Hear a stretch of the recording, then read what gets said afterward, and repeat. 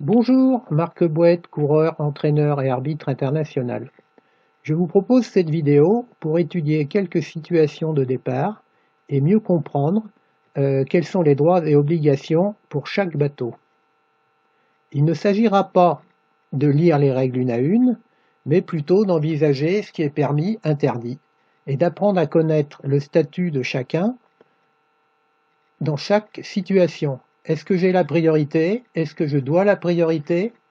Est-ce que je viens de gagner cette priorité ou est-ce que je viens de la perdre? Est-ce que j'ai droit à de la place ou au contraire, est-ce que je dois de la place? Connaître mon statut vis-à-vis des règles va me permettre de savoir ce que j'ai le droit de faire, ce que je dois surtout pas faire et quelles sont mes obligations vis-à-vis de l'autre bateau. Nous allons commencer par une première situation proche du comité de course.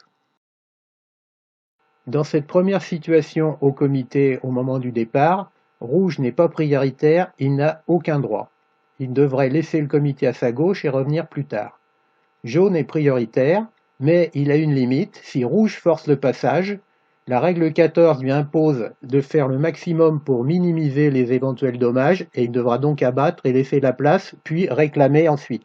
Dans cette seconde situation, jaune n'est toujours pas prioritaire, c'est bleu qui est prioritaire, mais bleu a laissé de la place au comité. Cela veut dire que maintenant pour l'OFE, il serait bateau prioritaire modifiant sa route et il doit laisser une chance à jaune, ce qui n'est pas le cas. Donc la règle 16 impose maintenant à bleu, qui a donné de la place, d'attendre un peu plus tard pour l'OFE.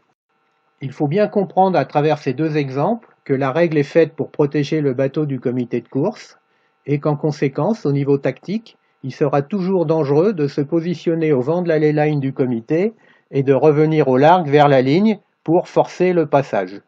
Une deuxième faute courante est celle de jaune au vent de bleu qui, même pour éviter de partir trop tôt, n'a pas le droit de gêner bleu et de ne pas s'en maintenir à l'écart. Ici, bleu a le droit de l'offer lentement, et s'il réclame parce qu'il a été obligé d'abattre à la fin de cette situation, jaune sera disqualifié. Qu'est-ce que ça veut dire se maintenir à l'écart? Nous avons dans le livre des règles des définitions, en particulier dans la page de couverture, et se maintenir à l'écart pour un bateau au vent, ça veut dire que le bateau sous le vent, ici gris ou jaune, doit pouvoir abattre ou loffer sans toucher immédiatement. Qu'est-ce que ça peut vouloir dire à travers quelques images? Nous allons voir deux bateaux dans des lots plates, donc il n'y a pas besoin d'être beaucoup écarté, mais le bateau sous le vent peut loffer lentement, comme il en a le droit, et le bateau au vent répond en conservant l'écart. Ça veut dire qu'initialement, le bateau au vent était écarté.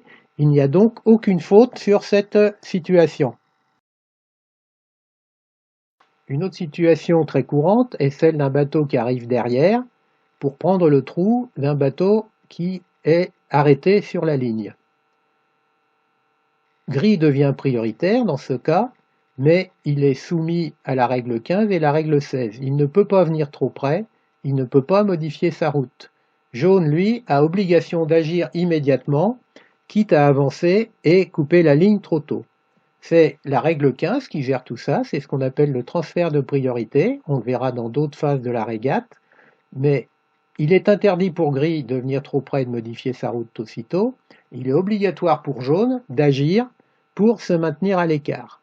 Une petite variante serait celle que nous allons voir maintenant sur ce dessin, dans laquelle jaune voit arriver gris, il abat, mais malheureusement un peu trop tard, et dans ce cas il perd le bénéfice de la règle 15, parce qu'on va considérer que c'est lui qui va avoir par son abatté donné la priorité, et donc tactiquement il faut le faire tôt pour boucher le trou entre jaune et bleu, mais si on n'y arrive pas, c'est une situation qui est beaucoup plus dangereuse au niveau des règles de course.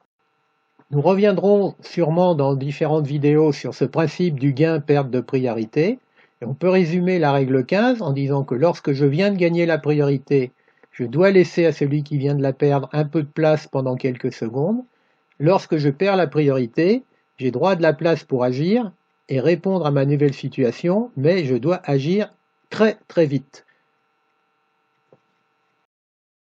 J'espère que l'étude de ces quelques situations au départ vous permettront d'éviter les fautes les plus courantes. Et prochainement, je vous proposerai de nouvelles situations au près, à la marque au vent, au portant et à la marque sous le vent.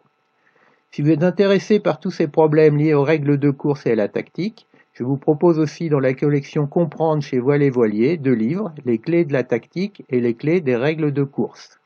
Voilà, naviguez bien, sail smart comme disent les Américains, naviguez intelligent, naviguez propre. À bientôt!